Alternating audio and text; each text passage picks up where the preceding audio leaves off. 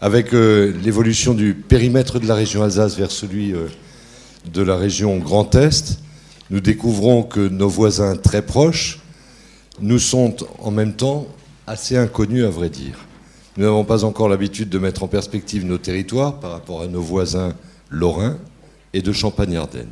Encore moins en tenant compte de la Belgique, du Grand-Duché et du Luxembourg, même si la Suisse et nos amis allemands sont déjà présents dans nos pratiques et perceptions presque quotidiennes.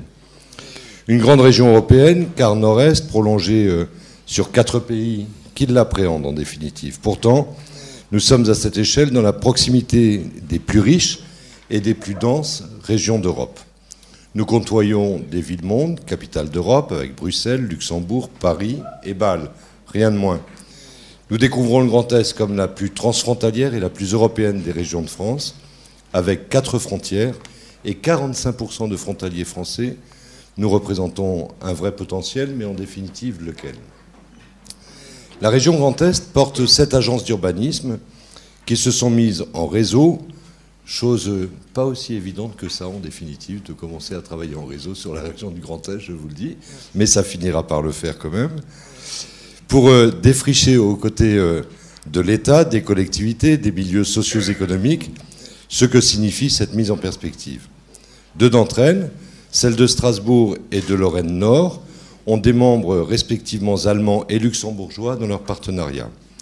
Le changement de perspective est un appel à la découverte de l'autre et à l'optimisation des alliances, au service évidemment de l'économie, des entreprises, mais aussi de l'écologie, du cadre de vie et des services. Bref, de la vie des gens.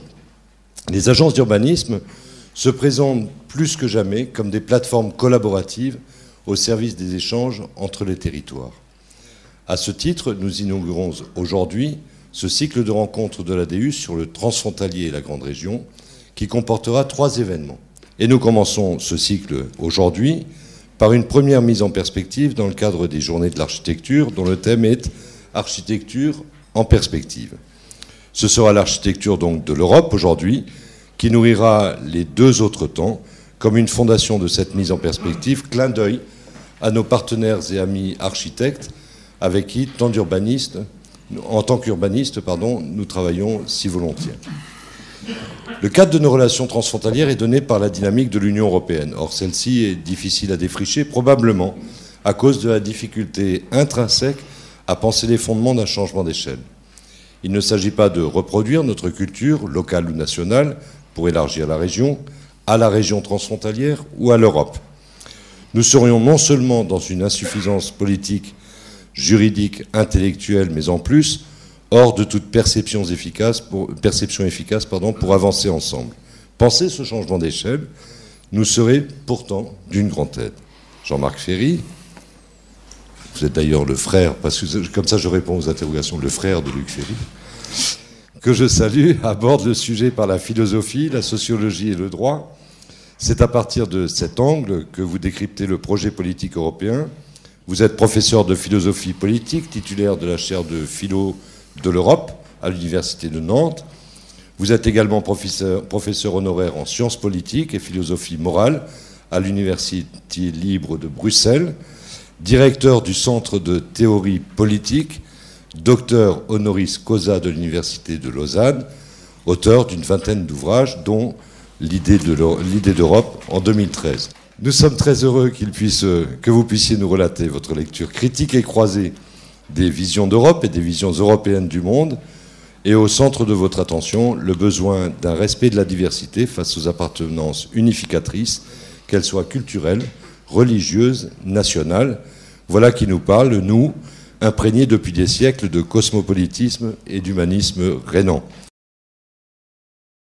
Merci pour cette invitation et pour la générosité intellectuelle, dirais-je, de cette invitation, parce que, à première vue, appeler un philosophe à parler de l'Europe, pourquoi pas, même si c'est la seule chaire qui porte ce nom, en France et aussi dans le monde, autant que je puisse voir, chaire de philosophie de l'Europe, ce n'est pas évident.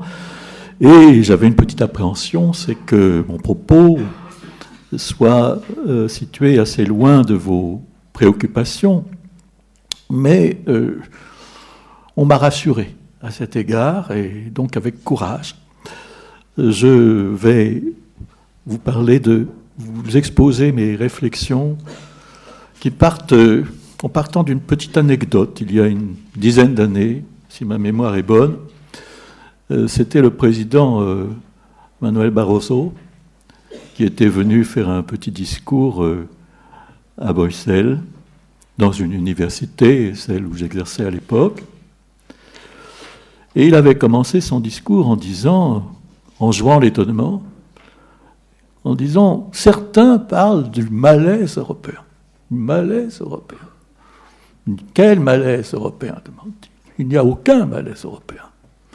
C'était le discours qui consiste à dire « Tout va très bien ». Aujourd'hui, un tel discours n'est plus tenable. Aucun président de la Commission, aujourd'hui, quel qu'il soit, n'oserait proférer une telle dénégation. Il y a effectivement un malaise européen. Je pense qu'il ne faut pas le dénier et que c'est au contraire une incitation à, sur nouveaux frais, penser l'Europe, essayer de penser l'Europe, essayer de penser plus exactement, non pas l'Europe, mais le projet d'une construction, d'une édification d'une union politique européenne. Et c'est donc ce que depuis des années, je m'efforce de faire d'un point de vue nécessairement normatif, parce que, à mes yeux, l'Europe est à reconstruire. Je dis les choses comme je le pense. Ce fut,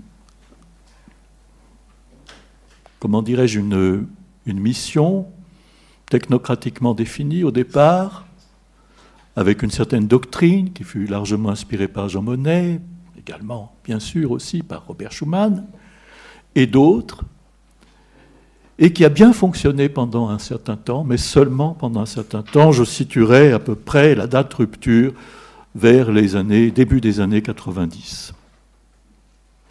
J'y reviendrai, mais c'est véritablement le tournant de ce court XXe siècle, 1914, 1990, c'est-à-dire ce tournant qui est marqué au départ par la Première Guerre mondiale et, si je puis dire, à l'arrivée par l'écroulement du bloc soviétique. Et après cela, la donne a complètement changé. La donne a changé, mais la réflexion sur l'Europe n'a pas bougé. Et j'aimerais, partant de, dirais-je, ce diagnostic qui n'est pas original, du malaise européen et de même de la crise européenne, proposer pour commencer, vous soumettre 4 thèses liminaires qui ont un caractère normatif, c'est-à-dire ce qui me semble devoir être l'Europe, ou ne pas être.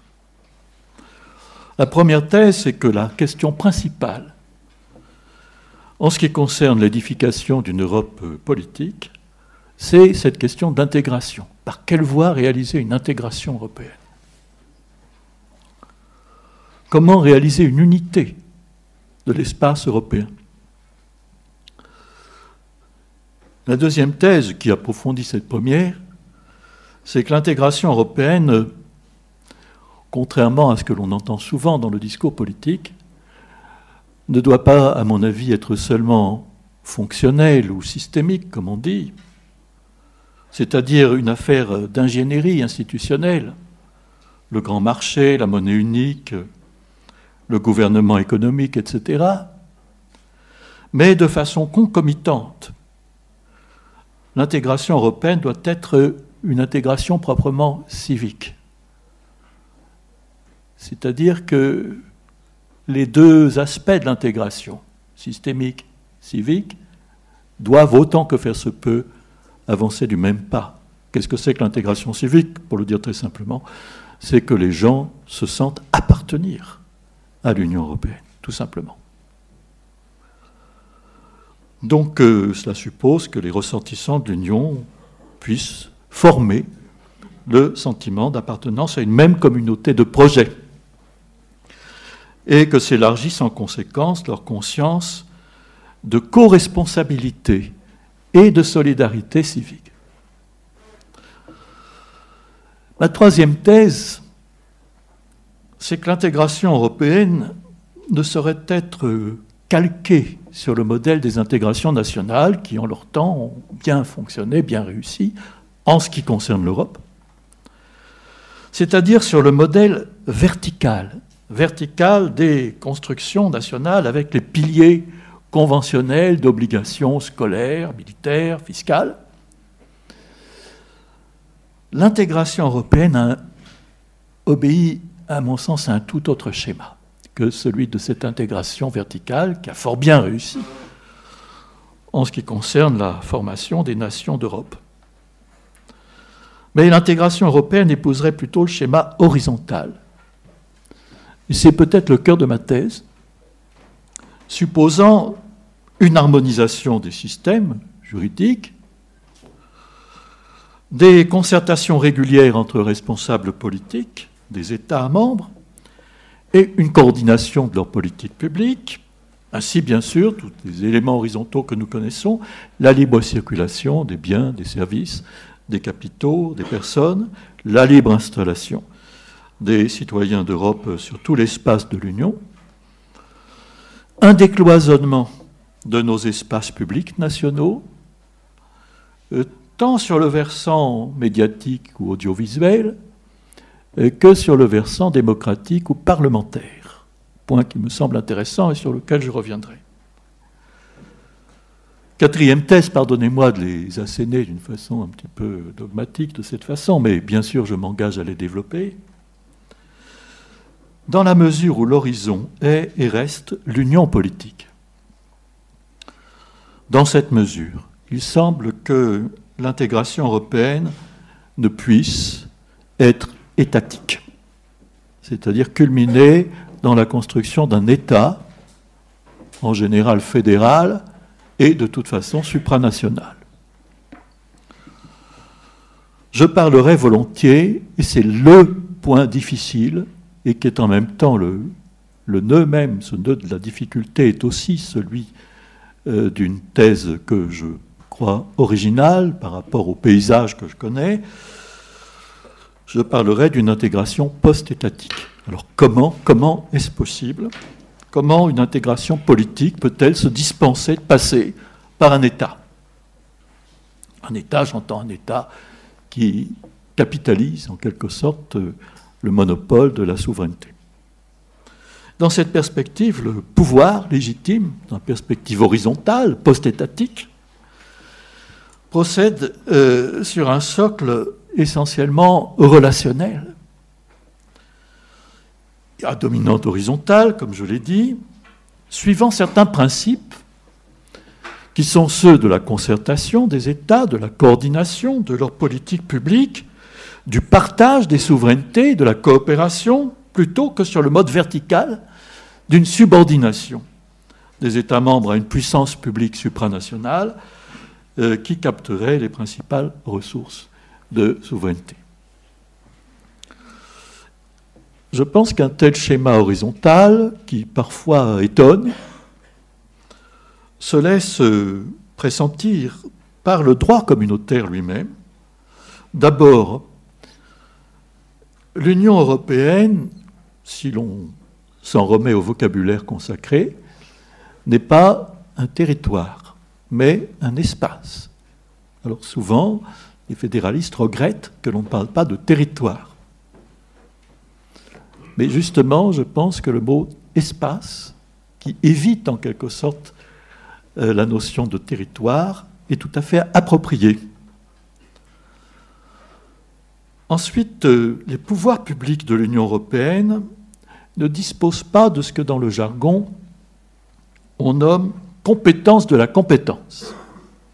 Compétence de la compétence, ça veut dire que ils n'ont pas le droit, ces pouvoirs publics de l'Union européenne, vous connaissez le Conseil, la Commission, le Parlement, n'ont pas le droit de s'attribuer à eux-mêmes, de leur propre mouvement, de leur propre autorité, des compétences nouvelles. Ces compétences toujours déléguées ou, comme on dit, attribuées. Donc, ces pouvoirs publics demeurent liés à ce que l'on appelle le principe d'attribution. Principe d'attribution, en clair, ni le Conseil européen, ni la Commission européenne ne sauraient s'octroyer, comme je l'ai dit, de leur propre chef, de nouvelles compétences, celles-ci ne peuvent être qu'attribuées précisément par les États membres qui, en principe, restent donc souverains. Ils restent formellement souverains. Vous voyez le problème, c'est que souvent, et c'est la réclamation des souverainistes en particulier, on a l'impression de perte de souveraineté ou de transfert, à tout le moins, de souveraineté vers le haut. Alors, comment rendre sensible et concret, en quelque sorte, ce principe selon lequel, si les pouvoirs publics de l'Union ont bel et bien une autorité, autorité n'est pas souveraineté, et les États membres doivent rester souverains. Enfin, les pouvoirs publics de l'Union ne disposent pas proprement, comme on sait, d'un pouvoir de coercition, ni à l'égard des citoyens de l'Union, ni même à l'égard des États membres, si en effet ces derniers peuvent faire l'objet de sanctions de la part de la Commission ou de la Cour.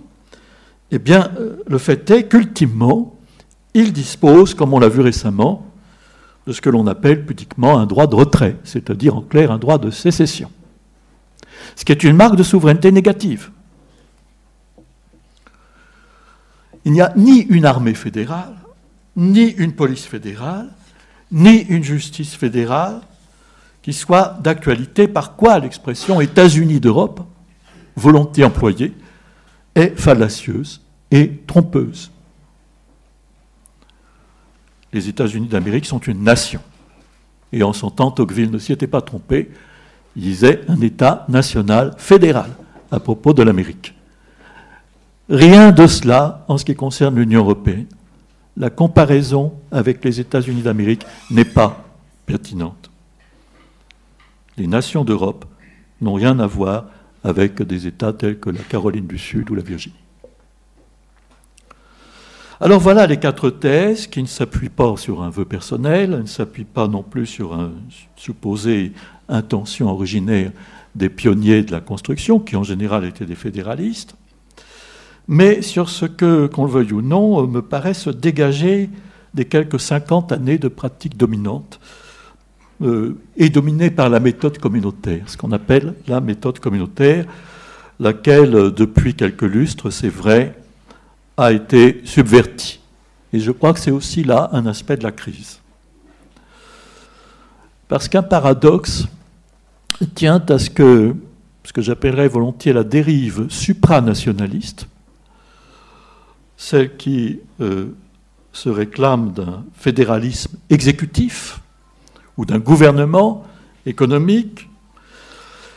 Eh bien, ce paradoxe tient à ce que ce que je n'hésite pas à appeler dérive fédéraliste, c'est-à-dire l'ébauche d'un État fédéral supranational, du moins dans les intentions, cela provient non pas du pôle communautaire de l'Union européenne, c'est-à-dire non pas du pouvoir de la Commission, pas du tout, contrairement à ce que l'on raconte, mais du Conseil, c'est-à-dire du pouvoir intergouvernemental.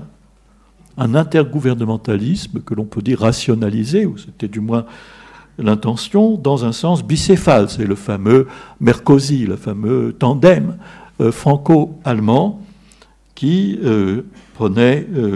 voulait prendre le leadership de la gouvernance européenne. Même si, à l'heure actuelle, un tel leadership n'est plus qu'une façade, il reste que le court-circuitage des procédures parlementaires peut faire craindre un décrochage post-démocratique du pouvoir européen par rapport aux opinions nationales et aux volontés politiques des peuples. C'est cela le problème. Je pense qu'il n'est plus l'heure, que ce n'est plus l'heure de stigmatiser les eurosceptiques comme on l'a fait trop longtemps. Il faut prendre au sérieux les inquiétudes et les réclamations de ce que l'on appelle les souverainistes. Derrière cette réclamation, il n'y a pas que du mauvais chauvinisme qui parle, il y a aussi des inquiétudes fondées sur des aspirations proprement démocratiques.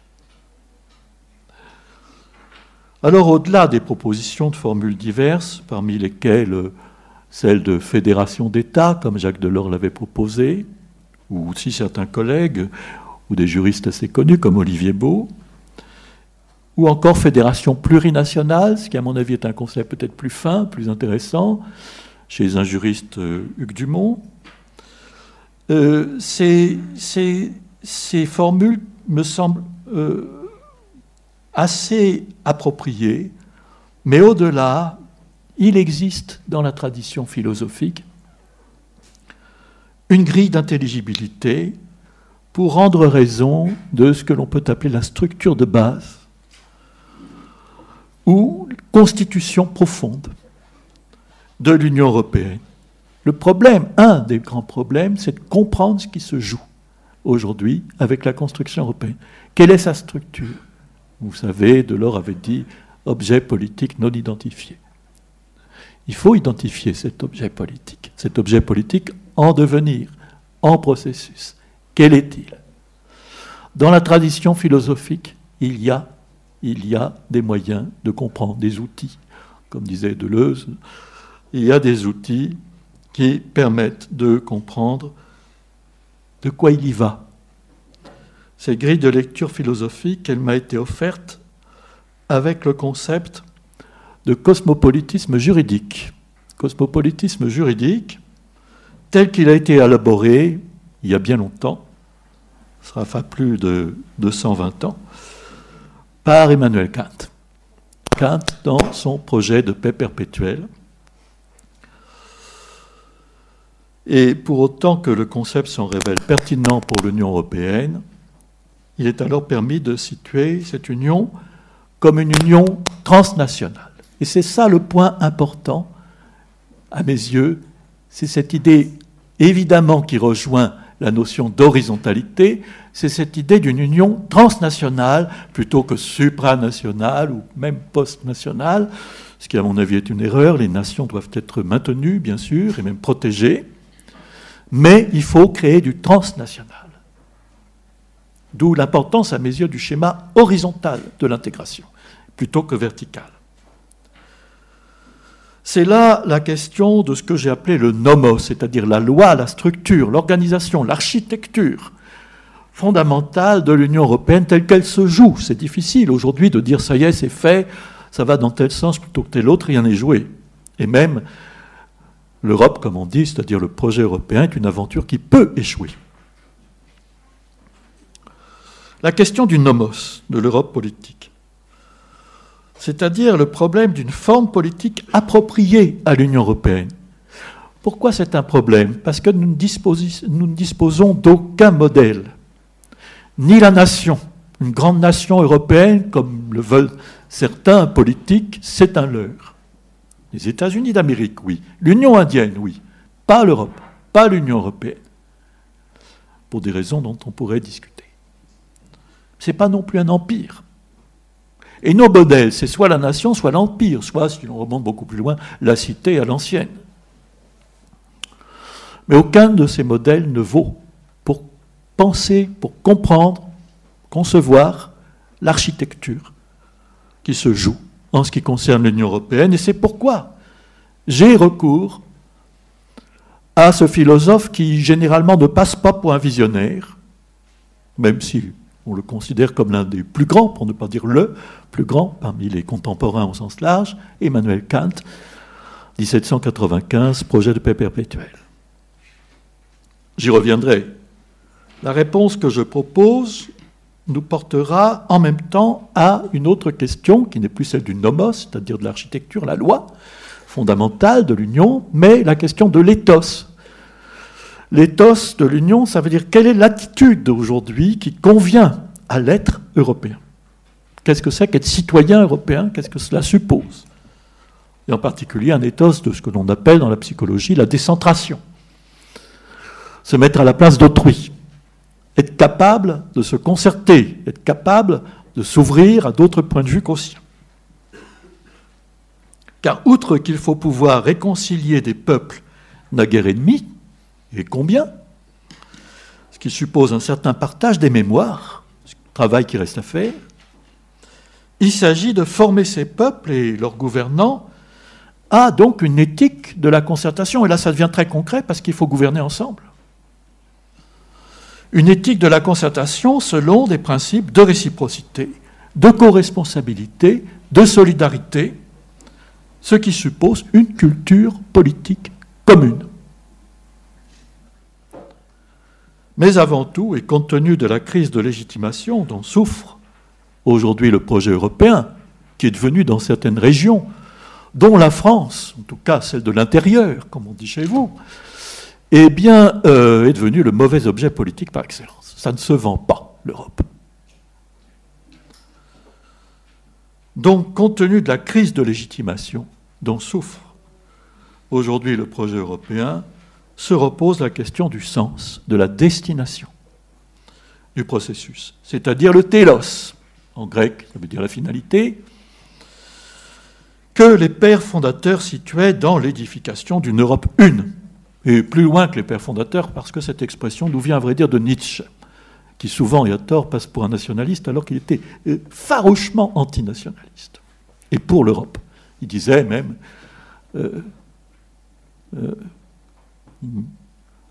wirtschaftlich Europa kommt mit Notwendigkeit. L'Europe économique vient avec nécessité. Donc, une vue tout à fait visionnaire de la fin du XIXe siècle. Dans l'ordre logique, dirais-je, télos, nomos, ethos, voilà les trois volets qui forment le canevas, en quelque sorte, que je vous propose pour développer cette réflexion sur l'Europe. En commençant donc par ce déficit de légitimité ou de légitimation, comme on voudra dire, déficit de légitimité du projet européen aujourd'hui. Pourquoi l'Europe, pour le dire simplement? Pourquoi l'Europe? Les gens se posent la question.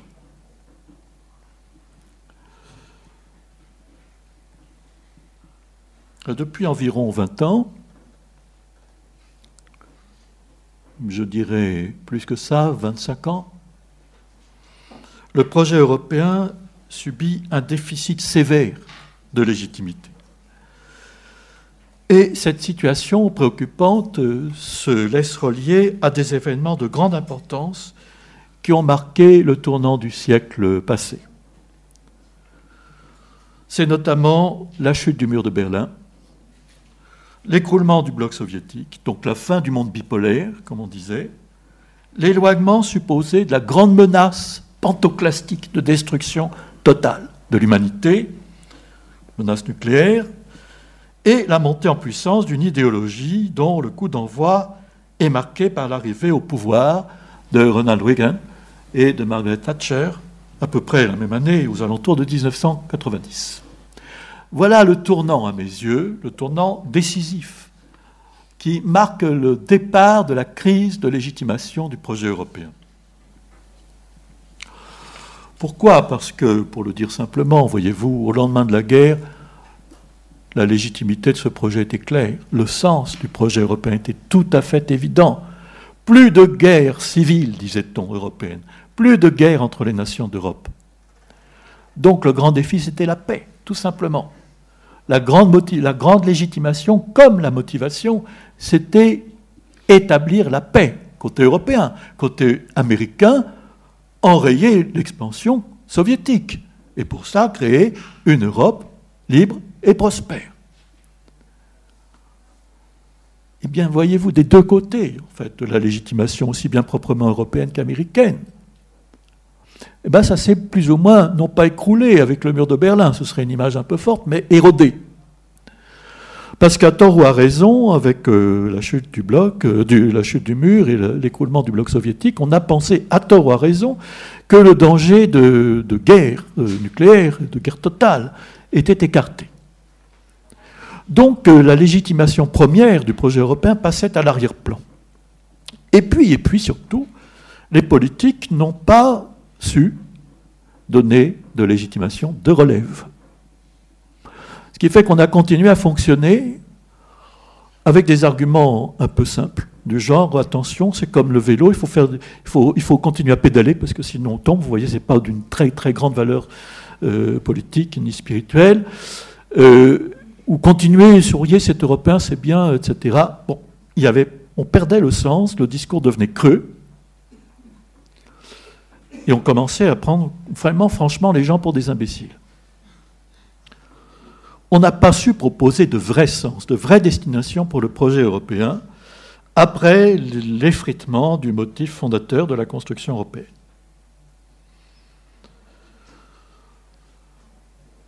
Et puis, ça se joint à cet effritement, sinon effondrement de la légitimation fondatrice du projet européen, la perte de crédibilité des deux autres légitimations qui ont pris la suite. D'une part, la prospérité. Ce fut une légitimation, mais plutôt au rendement, voyez-vous, c'était plus une légitimation aussi enthousiaste, de conviction. C'était plutôt, bon, soyez européens, vous y avez tout intérêt, on a intérêt au grand espace économique, la prospérité. Aujourd'hui mise à mal par la crise en zone euro, en tout cas la stagnation, et enfin, le marasme économique qui paraît s'incruster. Et d'autre part, l'idée de la grande Europe des démocraties, qui devait légitimer les élargissements des années 2000, a été démentie chez les nouveaux venus, largement, par la montée, voire l'exacerbation au sommet des États de manifestations de xénophobie raciste et antisémite, de nationalisme ethnique, de chauvinisme forcené et aussi de prévarication. Donc il y a eu, à la suite des élargissements, beaucoup d'inquiétudes et d'interrogations. Paix, prospérité, démocratie, ces légitimations se sont épuisées l'une après l'autre pendant les 20 ans écoulés, 25 ans écoulés. Ainsi, le XXIe siècle doit-il pourvoir à une nouvelle légitimation du projet européen. Celle-ci ne se rapporte plus directement, autant que je puisse voir, à la question de la paix et de la guerre, bien que ces questions doivent demeurer dans nos esprits, dans nos cœurs et dans nos têtes. Mais ça s'est estompé. Je touche du bois, espérons que ça ne reviendra pas à l'avant-scène. Mais pour le moment, c'est à l'arrière-plan. Donc, cette nouvelle légitimation, ici et maintenant, ne doit plus directement se référer à la question de la guerre et de la paix, comme au lendemain de la Seconde Guerre mondiale, mais au défi un autre, celui de la mondialisation. Alors les politiques ne l'ont pas dit, ils ont amalgamé la mondialisation et l'Europe, soit pour être contre, soit pour être pour.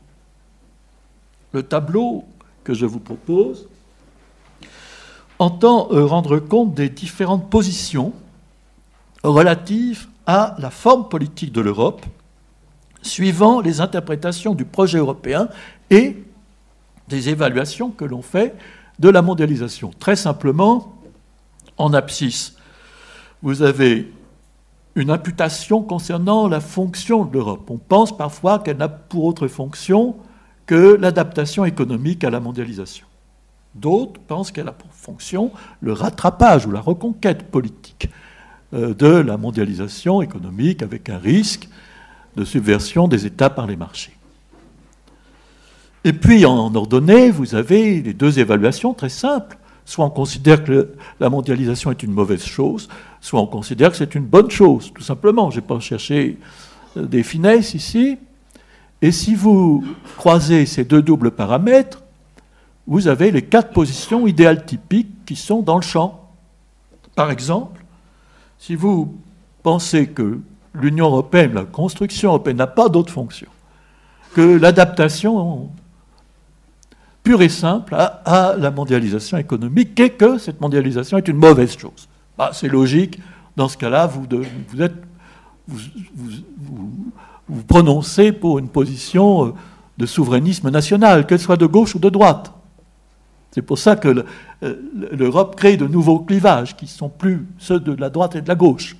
On retrouvera sur ce terrain aussi bien Jean-Luc Mélenchon que Marine Le Pen. Un souverainisme national. Mais si vous considérez que cette adaptation économique pure et simple, c'est une bonne chose et que la mondialisation, c'est heureux, tout simplement, quand il faut laisser faire, vous avez la position du néolibéralisme. Mais il n'y a pas que ça. Les médias donnent en général cette confrontation. Ils mettent ça en exergue. C'est le devant de la scène, si vous voulez. Êtes-vous pour ou contre l'Europe? Question idiote. On ne doit pas être pour ou contre, à mon avis. On doit être, évidemment, on est engagé dans le processus européen. Donc les vraies questions, elles ne sont pas là. elles sont plutôt... Il s'agit plutôt de rattraper politiquement l'économique. Parce que c'est vrai que les marchés se sont complètement dénationalisés. Et que l'échelle européenne des nations, ou l'échelle des nations européennes, n'est pas à la hauteur du défi. Donc, reconquête politique, ça veut dire domestiquer les marchés, sans en briser les mécanismes. Et on peut avoir deux options, là encore, ou bien on dresse les barrières, une forteresse, supranationalisme, c'est une sorte de nation puissance 2, ou 3, ou 30, ou bien alors on ne se ferme pas au monde, et on tente de acclimater la mondialisation sans repli sur une quelconque forteresse, qu'elle soit nationale ou métanationale. Alors voilà, je vous propose cette grille qui se déduit, si je puis dire, des réponses aux questions qui se posent ici sur le sens, la destination de la construction européenne par rapport à ce qui est à penser aujourd'hui, cette grande effectivité à penser, la mondialisation. Ma préférence va à l'option dite entre guillemets cosmopolitique, c'est-à-dire celle d'une union transnationale. Que je dis de style kantien, donc il faudra préciser ce que cela veut dire, et qu'un collègue de Zurich a caractérisé par cette heureuse expression de cosmopolitisme processuel. Alors ici, je m'empresse de dire cosmopolitisme, ça ne veut pas dire mondial, c'est une structure, c'est une constitution d'un type original qui n'est pas étatique. Alors, la justification de cela me fait aborder des considérations normatives, principielles, dirais-je, au sens faible, au moins, il s'agit de s'approprier un modèle d'intelligibilité, une grille de lecture. Je ne dis pas que c'est ça l'Europe, je dis que c'est une grille de lecture qui nous permet de voir clair dans ce qui se joue constitutionnellement en ce qui concerne l'Union européenne. Je propose pour cela de partir d'une architecture proposée par Kant en son temps, une architecture que je synthétise un peu, à 3 niveaux, disait-il dans son langage, de relation du droit public. Voilà ce que disait Kant, je le dis très simplement. Il disait, premier principe, qui est son premier article définitif, comme il le dit dans un style de chancelier, qui correspond au premier niveau juridique, qui concerne les nations, que l'ordre interne des nations. Il dit, tous les États membres doivent avoir une constitution républicaine. Alors, dans l'esprit de Kant, républicain, ce n'est pas au sens français, ça ne s'oppose pas du tout à monarchique. Républicain veut dire, on dirait aujourd'hui, État de droit démocratique, mais pour Kant, je dis entre parenthèses, ce qu'il appelait république, la meilleure forme politique concrète, c'était la monarchie constitutionnelle, qui s'approchait le mieux de ce qu'il considérait comme république. Peu de philosophes, d'ailleurs, dans la tradition, n'aiment la démocratie, au sens strict. Donc, voilà ce qu'il appelait république, état de droit démocratique, dirions-nous aujourd'hui. Et c'est une condition très importante, c'est une condition non suffisante, mais nécessaire, sine qua non, de l'appartenance à l'Union. Réfléchissons bien là-dessus. Quand on nous dit ou quand on vous dit « Ah oui, l'ONU, ben voilà une préfiguration d'une union cosmopolitique ». Pas du tout. À l'ONU, vous avez aussi bien des dictatures, des États totalitaires, etc. Donc, en principe, en tout cas sur le papier, l'Union européenne est la seule formation dont le principe d'inclusion obéisse à ce critère, qui est le premier critère de Copenhague, critère d'appartenance à l'Union. Or, cela correspond au niveau de ce que Kant appelait droit étatique ou encore droit civique, suivant les cas. Vous l'avez en allemand ici. C'est un droit interne, une structuration interne des États, dont le socle est constitué par les droits fondamentaux individuels ou droits de l'homme. Et puis vous avez un deuxième niveau, c'est cette idée que qu'on appelait à l'époque le niveau externe, c'est cette idée que dans leurs relations extérieures, les États doivent se référer à ce que l'on appelait à l'époque le droit des peuples. En français, le droit des gens. En allemand et en anglais, le droit des peuples. Et que c'est ce droit des peuples qui doit lui-même être assis sur ce que Kant appelait un libre fédéralisme. C'est-à-dire que les États doivent se réunir librement, doivent pouvoir se réunir librement en conseil, avec une défense commune, un pacte d'alliance uniquement défensif, dit Kant, et un conseil. Vous voyez, c'est tout à fait prophétique et visionné. Niveau interne, donc, premier niveau externe ou international, deuxième niveau international mais fédéralisé, et troisième niveau, ce qui est très original, le niveau transnational, celui qui m'intéresse le plus, celui que les juristes ne reconnaissent pas dans la doctrine, et celui qui est en même temps en état embryonnaire dans la réalité de l'Union européenne. Donc qu'est-ce que c'est que ce niveau transnational, que l'on appelle aussi cosmopolitique? Il est marqué notamment, en ce qui concerne l'Union, par la libre circulation des personnes, en particulier, mais pas seulement, des biens, des services, des capitaux aussi, bien sûr, mais des personnes, leur libre installation sur tout l'espace de l'Union, la possibilité pour un citoyen de l'Union d'exercer un recours contentieux auprès d'un tribunal européen pour faire valoir ses droits subjectifs, éventuellement contre son propre État, la possibilité pour un citoyen de l'Union qui se trouverait en dehors de l'Union de trouver éventuellement asile, refuge, assistance auprès de n'importe quelle ambassade ou consulat de l'Union européenne, d'un État membre de l'Union européenne. Tout cela, ce sont des éléments cosmopolitiques. Bon, je ne veux pas dire que ce soit réalisé, mais c'est véritablement l'ébauche in nuce d'un droit cosmopolitique qui est présent dans l'Union, et c'est le seul cas dans le monde. Donc voilà un système, une architecture à trois niveaux de relations de droit public, interne, externe, transnational. Et c'est l'articulation de ces trois niveaux qui donne l'architecture originale de cette Union. Vous voyez qu'elle n'a pas besoin d'un État fédéral supranational. Mais son politique, si je puis dire, doit reposer sur la relation de coopération, de concertation des États. C'est un État, si vous préférez, relationnel. Schéma horizontal.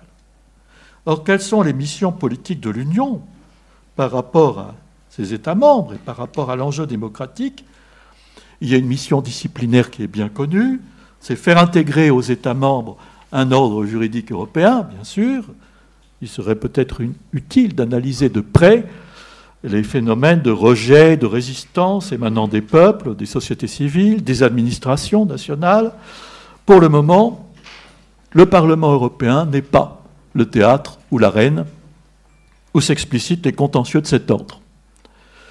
Et à côté de la mission disciplinaire, l'Union assume une mission moins visible, mais non moins essentielle.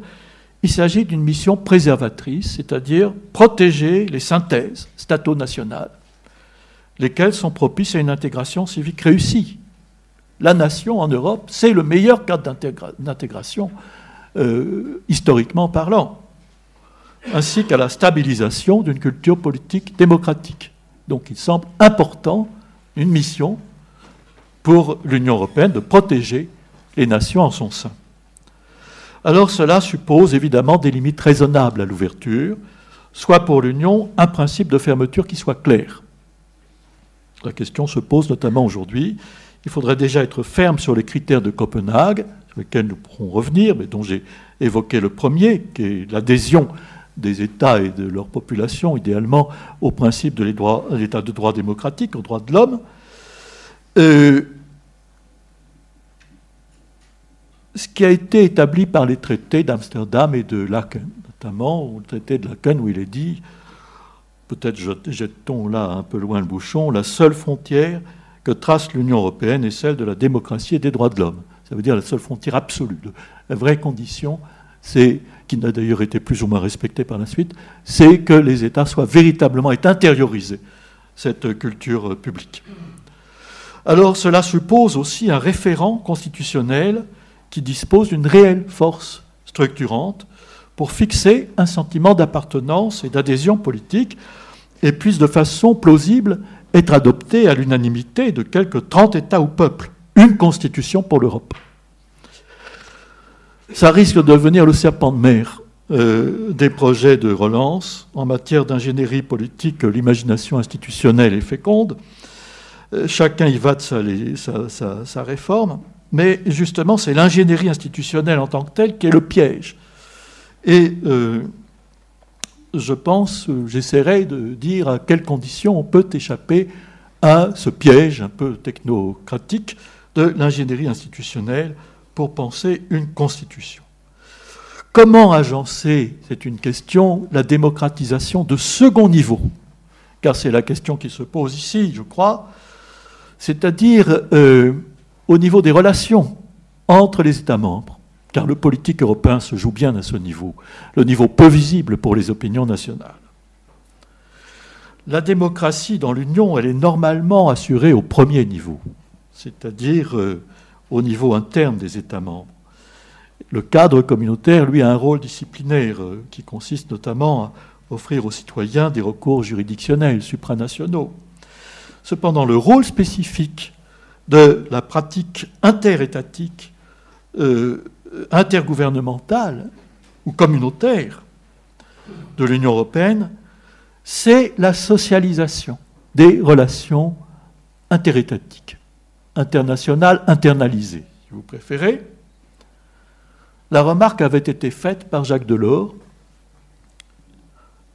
qui disait notamment, qui parlait d'une affectio societatis entre les gouvernants des États membres, qui, disait-il, avait permis de réaliser beaucoup plus que ce que l'on aurait pu espérer au départ.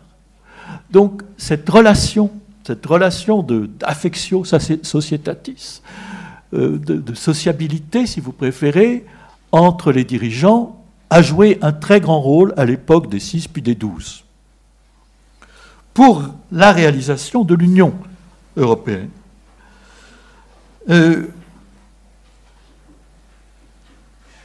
Remarquons que ce second niveau de démocratisation, c'est-à-dire la socialisation des relations interétatiques, intracommunautaires, elle est très peu visible par les peuples.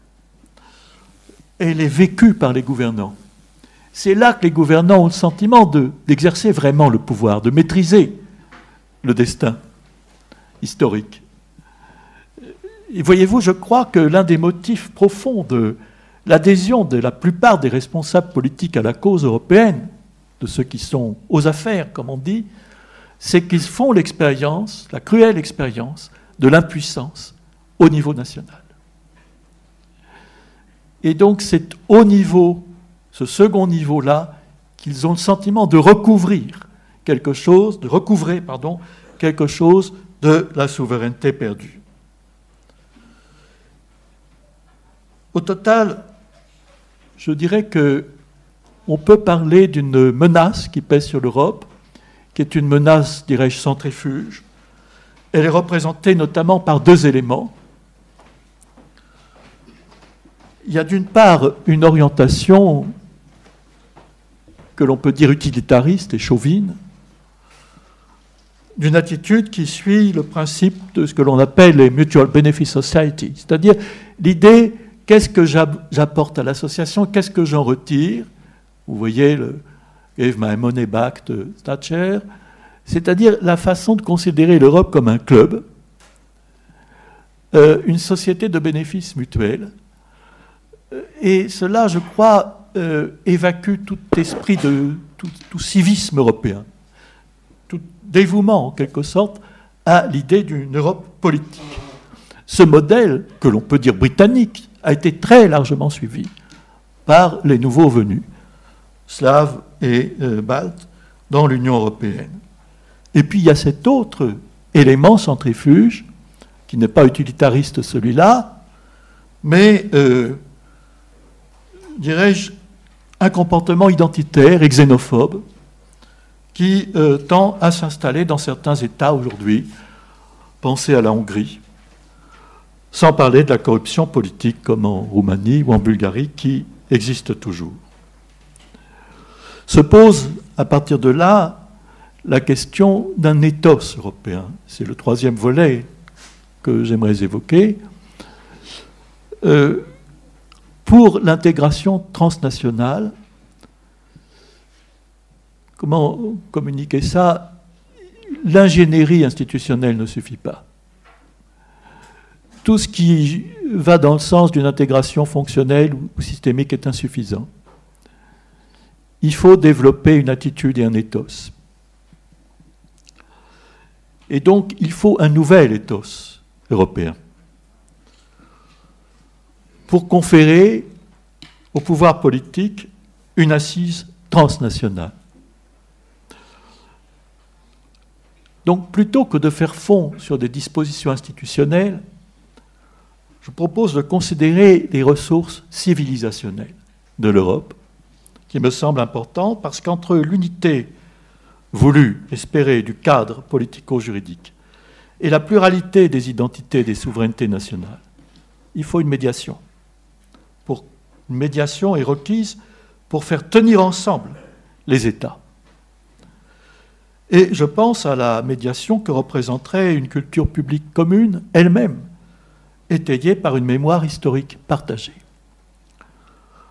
Sans une telle médiation, qui est relativement substantielle, la culture et la mémoire, toute prétendue avancée sur la voie d'une intégration fonctionnelle ou systémique, en réponse au mot d'ordre bien connu, plus d'Europe, il faut plus d'Europe, il y a la crise donc il faut plus d'Europe, dit-on, toute avancée sur cette voie constitue, je crois, un risque supplémentaire de décrochage du pouvoir européen par rapport aux opinions publiques nationales et à la démocratie elle-même. Je pense que c'est une grave erreur que de dire qu'il faut foncer, profitons de la crise, pour développer encore l'intégration fonctionnelle, pour faire plus d'Europe, comme on dit. Non. À mon avis, pas du tout. Il faut plutôt développer cette médiation importante, indispensable, entre le cadre institutionnel général et les différentes cultures et identités nationales qu'est une culture publique commune et une mémoire historique partagée. Et quelles en sont les ressources? Là, il faut plonger, si je puis dire, en direction de l'Europe historique. Non plus seulement regarder l'Europe politique. L'Europe historique, qu'est-ce que c'est? Il y a un legs civilisationnel. Simplement, prenons l'Europe que l'on dit moderne chez les historiens, celle qui part du XVIe siècle. Il y a trois grands principes sur lesquels j'attire votre attention, qui sont vraiment les ingrédients de la civilisation européenne, et aussi de sa culture publique, si on la veut commune. C'est d'abord la civilité qui est apparue historiquement au XVIe siècle, la figure de référence étant Erasme. Ensuite, la légalité, principe de la légalité.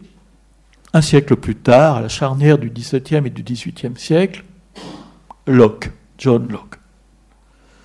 Et en troisième lieu, la publicité, encore un siècle plus tard, c'est-à-dire cette idée des Lumières que la politique doit être publique, que les citoyens doivent pouvoir discuter publiquement des mesures politiques. La publicité, fin du XVIIIe siècle, la grande figure à cet égard étant celle de Kant.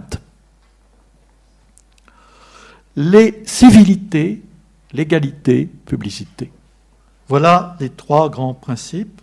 Qu'est-ce qu'ils signifient? La civilité, c'est un principe de socialisation, médiatisé par la reconnaissance des différences de sensibilité individuelle, soit par une forme généralisée du respect. Voyez-vous, la civilité, historiquement, c'est à l'origine de la société civile.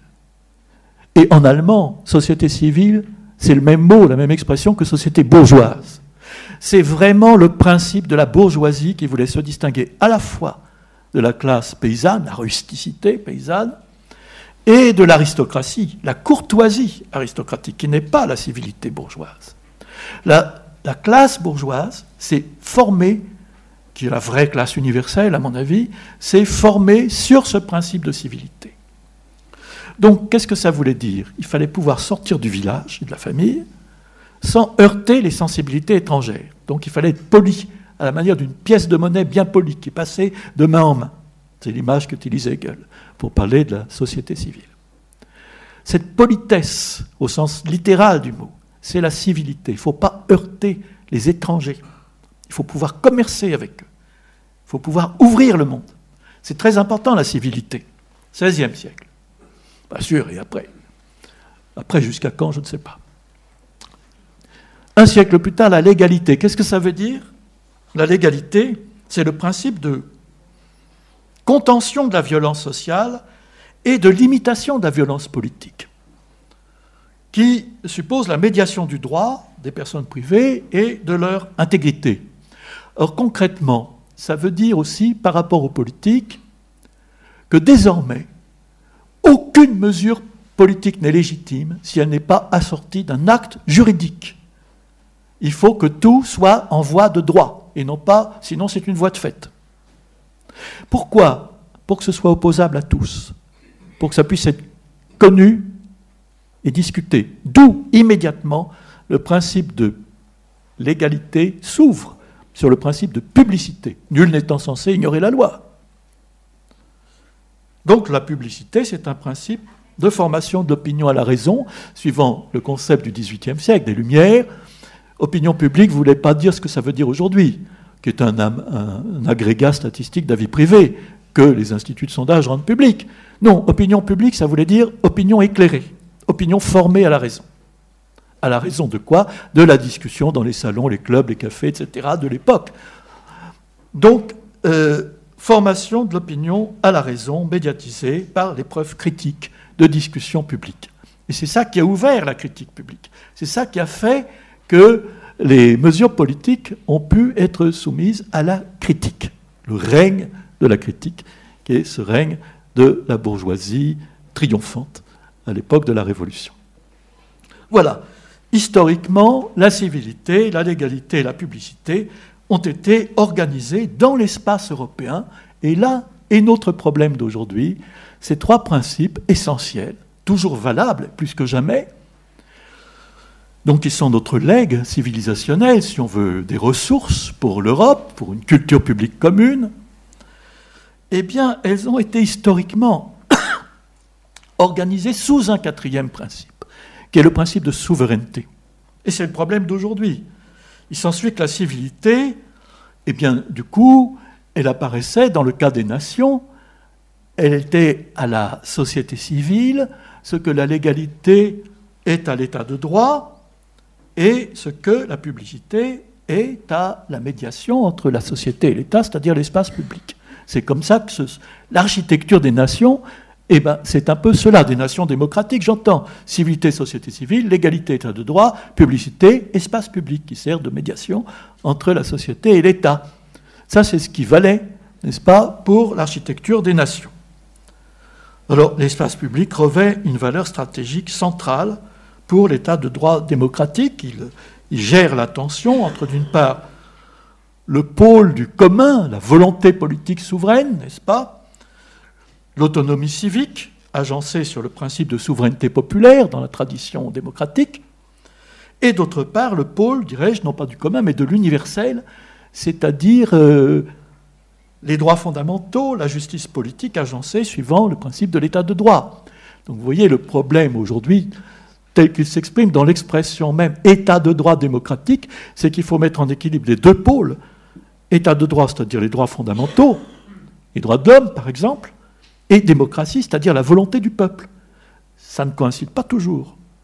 Donc, à l'espace public revient la charge d'harmoniser ce que exigent les droits fondamentaux et ce qu'exige la volonté souveraine du peuple.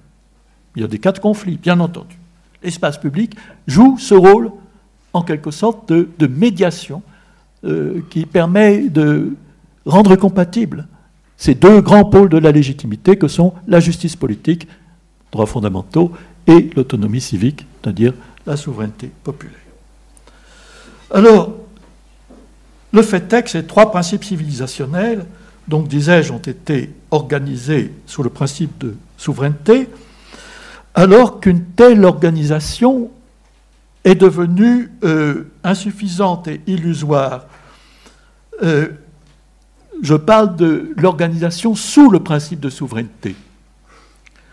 Insuffisante s'il s'agit de préconiser un retour sur la nation, entendu au sens d'un repli national souverainiste, parce que, voyez-vous, les défenseurs du repli sur le national rendent le plus mauvais service à la cause qu'ils croient défendre, c'est-à-dire sauver le politique de la mondialisation, parce que l'enfermement au statut national est le plus sûr moyen d'accélérer la subversion des États par les marchés et du politique par l'économique. Mais je dirais qu'est également illusoire l'invocation ou l'appel à l'édification d'un État supranational qui capterait à son profit la souveraineté des États membres, parce que, ce faisant, les défenseurs de l'Europe fédérale intégrée sur le principe supranational rendent également, à mon avis, un mauvais service à la cause qu'ils croient défendre, c'est-à-dire sauver l'Europe politique contre ces démons nationalistes. Parce que le supranationalisme étatique est le plus sûr moyen de précipiter le décrochage du pouvoir européen par rapport aux opinions nationales et donc de consolider le front anti-européen. Voyez-vous, je ne veux pas dire que je renvoie carrément dos à dos le souverainisme national et le fédéralisme supranational, mais je me tiens à distance de ces deux orientations qui dominent la scène publique. Les deux, à mes yeux, sont catastrophiques pour l'Europe et pour la cause européenne. Au total, je dirais que le fédéralisme supranational n'est pas plus réaliste que le souverainisme national. Et c'est pourquoi, c'est ma thèse, l'édification d'une union politique européenne doit emprunter la voie étroite et difficile d'une intégration horizontale et néanmoins positive. Qu'est-ce que veut dire positive? Ça veut dire non négative, non seulement négative. Autrement dit, il ne s'agit pas seulement d'éliminer les obstacles à la libre circulation. Il s'agit aussi de structurer l'espace européen. Et ça, c'est l'intégration positive, pas seulement... Jusqu'alors, la voie néolibérale, c'est celle de l'intégration négative. D'ailleurs, le libéralisme a toujours été partisan d'une intégration négative. Lever les obstacles, c'est une très bonne chose. Mais ici, ça ne suffit pas. À mon avis, l'intégration doit être horizontale et positive. Elle est horizontale, mais négative jusqu'à présent, en grande mesure. Proactive, elle doit être proactive. Donc reposant sur la co-souveraineté de ses membres, c'est-à-dire sur la concertation des États, encore une fois, la coordination de leur politique publique. Et là, si l'on y réfléchit, il y va d'un véritable apprentissage moral et politique. C'est quelque chose de nouveau et de difficile. Apprendre à se décentrer, apprendre à oublier ses intérêts, ses particularismes, apprendre à se mettre à la place des autres, apprendre à se concerter, tout cela c'est un apprentissage, y compris chez nos dirigeants. Ainsi seulement peut-on espérer faire émerger un pouvoir transnational. C'est avant tout une question d'éthos et de pratique, à mon avis. La méthode qui se recommande pour cela n'est pas celle qui donne la préférence à l'intergouvernemental, comme c'est le cas depuis Maastricht. Paradoxalement, c'est, comme je le disais, la méthode intergouvernementale, donc le Conseil, qui a le mieux favorisé ces dernières années la dérive supranationaliste, avec cette volonté de créer une sorte d'État, d'embryon d'État supranational. Lorsque le Conseil a prétendu officiellement constituer un véritable gouvernement de l'Union, ce qui a mis d'ailleurs le président de la Commission en fureur. Et il avait raison du point de vue constitutionnel, parce que le Conseil en aucun cas ne peut être politiquement responsable, puisqu'il est légitimé par ailleurs. Seule la Commission est en situation constitutionnelle, entre guillemets, d'être politiquement responsable devant le Conseil et devant le Parlement. Donc là, il y a un contresens constitutionnel qui se fait en même temps que politiquement, à mon avis, ce renoncement à la méthode communautaire qui consiste à inciter à la coopération, à la concertation et à la coordination, cette méthode communautaire, c'est la méthode qui convient, quitte à approfondir, pour la gouvernance de l'Union européenne. Donc voilà l'éthos qui propose, en schématisant beaucoup, en caricaturant un peu, qui met en contraste les implications de l'intégration verticale, nationale, et horizontale, qu'on pourrait dire post- ou transnationale. Je vous laisse regarder, d'un côté le principe de souveraineté, de l'autre le principe de coopération, ça c'est le volet, dirais-je, fonctionnel ou systémique de l'intégration, et puis sur le volet beaucoup plus culturel et civique ou éthique, d'un côté les piliers verticaux d'intégration, c'est-à-dire les devoirs civiques, l'obligation militaire, scolaire, l'époque de Jules Ferry, n'est-ce pas, qui est toujours relativement actuelle, et puis de l'autre côté, les devoirs civiques dénationalisés. Mais surtout le rapport à l'identité, à la mémoire. Les livres d'histoire parlent d'eux-mêmes à cet égard, n'est-ce pas? Une histoire autocentrée sur la nation, avec des mythes ethnogénétiques parfois farfelus. Et en ce qui concerne l'autre schéma horizontal, et c'est très important pour faire l'Europe, c'est l'ouverture réciproque des mémoires autocritiques. Et là, il faut dire, c'est l'Allemagne de l'Ouest qui de loin a donné l'exemple, pour des raisons historiques bien évidentes. Mais je vous donnerai un seul exemple de ce décentrement. C'est les excuses bilatérales qui ont eu lieu entre Helmut Kohl et Václav Havel au sujet du traitement infligé aux Allemands à la suite de la défaite allemande, avec brutalité, n'est-ce pas? Ils ont été chassés des Sudètes, sous la catégorie, aux yeux de Václav Havel, inacceptable, de culpabilité collective. Donc Václav Havel, contre son opinion tchèque, a pris la plume. Et il a écrit des excuses à Helmut Kohl pour cette brutalité et cette injustice. Évidemment, Helmut Kohl, de son côté, avait plein d'excuses à faire pour l'Allemagne, etc., qu'il a fait, n'est-ce pas? Mais voilà des actes de justice ou d'éthique reconstructive qui permettent une véritable union, pas seulement systémique, mais également une union des cœurs, une union des esprits, une union européenne profonde. Et il y a d'autres exemples, il y en a beaucoup d'autres. Il y a tout un calendrier qui a été produit à cet égard il y a bien longtemps déjà, donc il mériterait d'être actualisé, par le Courrier international, qui a fait la liste de tous les actes publics, de contrition publique, d'État à État ou de peuple à peuple. Et l'Europe est évidemment première dans cette affaire. Je ne parle pas non plus du célèbre discours de Jacques Chirac au Veldiv. Et c'est très important pour la réconciliation. Et la réconciliation, pas seulement, au-delà de la réconciliation, pour la formation d'une mémoire historique partagée. Les deux grandes guerres franco-allemandes, évidemment qu'elles n'ont pas été vécues de la même façon d'un côté et de l'autre. La mémoire n'est pas la même si les événements sont, vus de loin, les mêmes.